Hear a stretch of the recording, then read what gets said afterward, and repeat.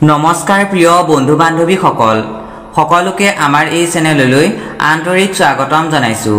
শাওন माह बा श्रावण माह हिंदू धर्मत अत्यंत पवित्र आरु तात्पर्यपूर्ण माह हिसापे गण्य करा हय। এই माहत भगवान शिवर पूजा अर्चनार विशेष गुरुत्व आछे। ज्योतिष शास्त्ৰৰ दृष्टिकोणৰ পৰা फागुन माहत কৰিব পৰা কিছুমান উপায় আছে, যাৰ দ্বাৰা आध्यात्मिक मानसिक आरु ग्रहर शुभ प्रभाव बृद्धि करिब पारि। শাওন माहर बहु तात्पर्य आछे। শাওন माहत কৰা কিছুমান নিয়মে আমাৰ জীৱনত শুভ প্ৰভাৱ পেলায়। শাওন माहत निर्दिष्ट গ্ৰহৰ দুখ নিবাৰণৰ বাবে কিছুমান মন্ত্ৰ জপ কৰিব পাৰি, যিসমূহ আজিৰ এই ভিডিঅ'টোৰ মাধ্যমেৰে জানিব পাৰিব।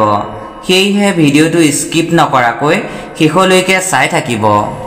শাওন মাহৰ কোনো সোমবাৰে যদি শিৱলিংগত জল, গাখীৰ, দৈ, মধু আৰু বেলপাত অৰ্পণ কৰি শিৱলিংগৰ অভিষেক কৰায় তেন্তে বহুত ভাল ফলাফল পোৱা যায়। লগতে আপোনালোকে ওম নমো শিৱায় মন্ত্ৰ ফাঁকি জপ কৰিব। এই মন্ত্ৰটো শিৱৰ পঞ্চাক্ষী মন্ত্ৰ বুলি জনা যায়। এই মন্ত্ৰ জপ কৰিলে স্বাস্থ্য সমৃদ্ধি হয় আৰু নেতিবাচকতা দূৰ হয়। প্ৰিয় দৰ্শক, আপোনালোকলৈ এইখিনিতে এটা ক্ষুদ্ৰ অনুৰোধ, যদি ভিডিঅ'টো ভাল লাগে তেন্তে এটা লাইক কৰি দিব আৰু কমেণ্ট বক্সত হৰ হৰ মহাদেৱ বুলি লিখি থৈ যাব নাপাহৰিব। লগতে যিসকল আমাৰ এই চেনেলত পোনপ্ৰথম বাৰৰ বাবে আহিছে তেওঁলোকে চেনেলটো ছাবস্ক্ৰাইব কৰি কাষতে থকা বেল আইকনটো অল নটিফিকেশ্যনত কৰি ল'ব নাপাহৰিব, যাতে মই ভিডিঅ' আপলোড কৰিলে আপুনি পোনপ্ৰথমে পায়।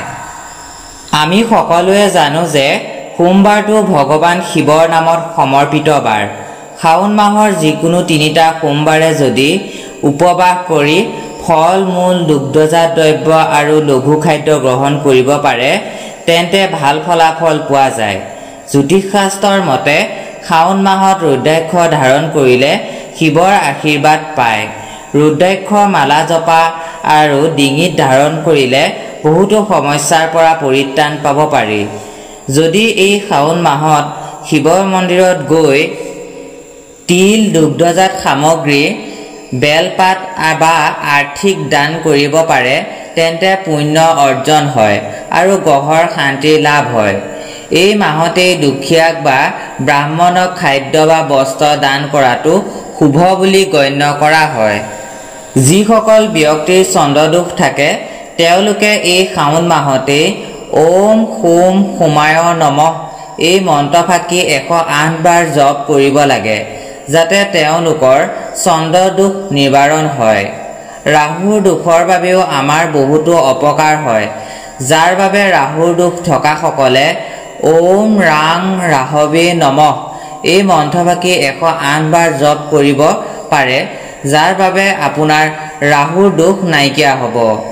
কেতুৰ দোষৰ বাবে আপুনি ওম কেং কেতৱে নমঃ এই মন্ত্ৰ ফাঁকি 108 বাৰ জপ কৰিব পাৰে। প্ৰিয় দৰ্শক, আশা কৰোঁ ভিডিঅ'টো ভাল পালে বুলি। যদি আমাৰ এই ভিডিঅ'টো এতিয়ালৈকে শ্বেয়াৰ কৰা নাই তেন্তে আন 10জন ব্যক্তিৰ উপকাৰ হোৱাকৈ ভিডিঅ'টো শ্বেয়াৰ কৰে যেন। সকলো ভালে থাকক, কুশলে থাকক এই আশা কৰোঁ। আজিৰ ভিডিঅ'টো ইমানতে সামৰি সমূহ প্ৰিয় দৰ্শকৰ মাজৰ পৰা বিদায় মাগিছোঁ। ধন্যবাদ।